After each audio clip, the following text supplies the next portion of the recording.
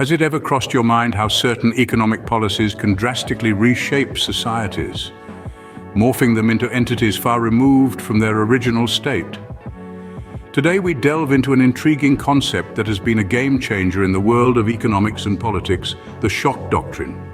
In the mid-20th century, a school of economic thought emerged, championed by Milton Friedman and the Chicago School of Economics.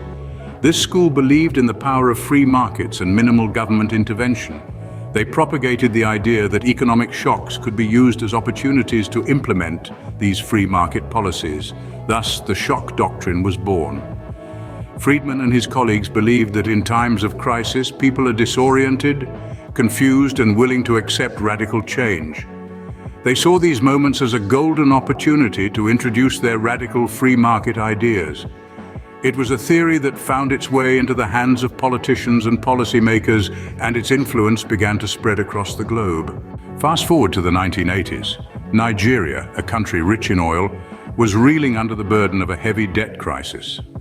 The International Monetary Fund, a strong proponent of the shock doctrine, swooped in with a rescue plan. But this plan was not without strings attached. It required Nigeria to implement structural adjustment policies, which included measures such as devaluing the currency, cutting public spending, and liberalizing trade. Amidst this all, there was another dark undercurrent at play: the rampant corruption in the government administrations. Officials were manipulating these policies for their own gain, using them as a veil for their corrupt acts.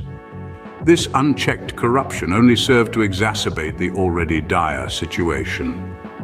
The results of these policies, coupled with the corruption, were catastrophic. The value of the naira, Nigeria's currency, plummeted. The cost of living skyrocketed. Public services collapsed.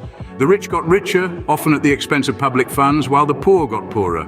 The middle class virtually disappeared. The shock doctrine, it seemed, had claimed another victim, only this time with a corrupt twist. Today, Nigeria still grapples with the aftermath of these policies and the corruption that thrived under them.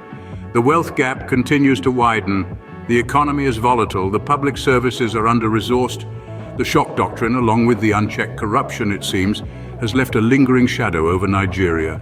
In conclusion, the shock doctrine is an economic theory that takes advantage of crises to enforce radical free market policies. It was conceptualized by Milton Friedman and the Chicago School of Economics in the middle of the 20th century. Its influences have reverberated globally, with Nigeria being a prime illustration of its effects. However, we must also emphasize the role of corruption in the previous government administrations in exacerbating these effects. These administrations, steeped in scandal, have perpetuated the effects of the doctrine, resulting in a widening wealth gap, an unstable economy, and under-resourced public services. It's crucial to remember, however, that economic theories are not intrinsically good or evil. They are instruments that, depending on their usage, can shape societies. Despite its controversy, the shock doctrine serves as a potent reminder of the substantial influence economic policies have in molding societies. It's a call to remain alert, to question and to challenge the status quo. Because in the end, the form our society takes lies in our hands.